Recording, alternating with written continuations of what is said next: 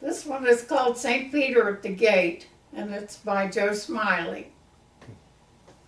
St. Peter was guarding the golden gate with a solemn look and an air sedate, when up to the top of the golden stair a man and a woman ascended there to apply for admission. They came and stood before St. Peter the great and good, in hope of the city of peace to win, to ask St. Peter to let them in. The woman was tall and lank and thin, with a scraggly beardlet upon her chin, and the man was little and short and stout, and his stomach was built so it rounded out. He was very pleasant, and all the while he wore a kindly and gentle smile.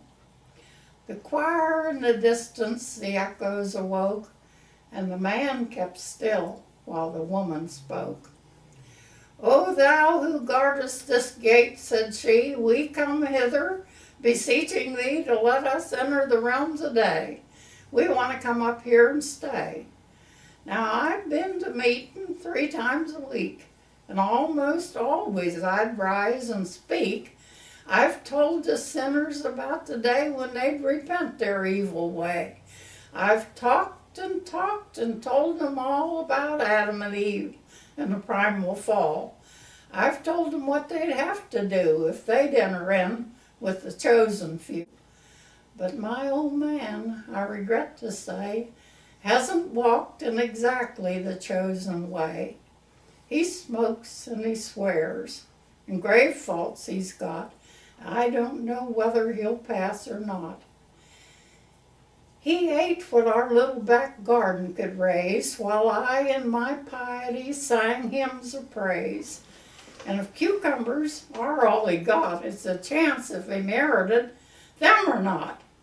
But oh, St. Peter, I love him so, to the pleasure of heaven, please let him go. I'm pious for 2, a real saint I've been.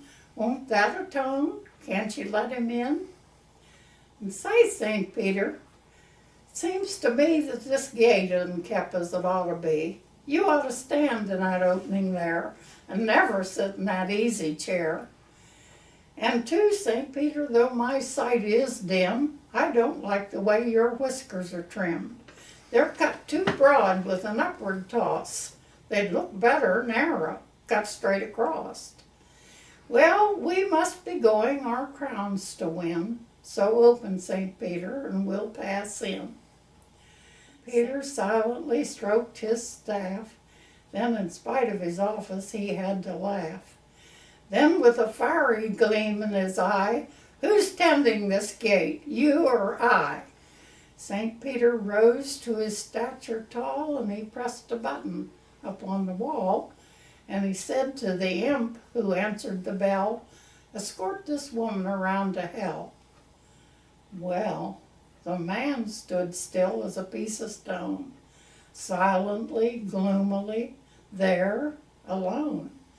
A lifelong settled idea he'd had that his wife was good and that he was bad, and he thought if the woman went down below, certainly he would have to go. If the woman went to the regions dim, there wasn't a ghost of a chance for him. Slowly he turned, from habit bent, to follow wherever the woman went.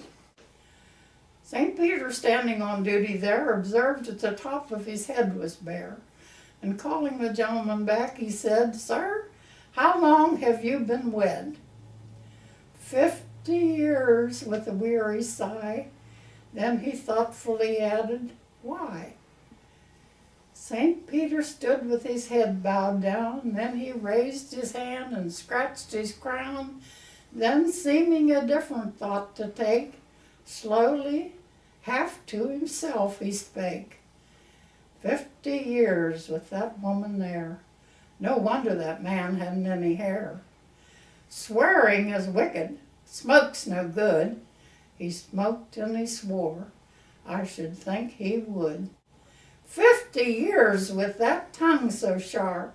Oh, Angel Gabriel, give him a harp, a glittering harp with a golden string. Good sir, pass in where the angels sing. Give him a seat all of his own, one with a cushion up near the throne.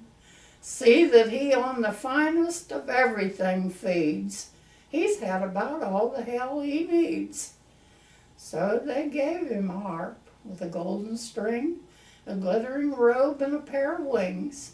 And he said as he entered the realms of day, "Well, this beats cucumbers anyway."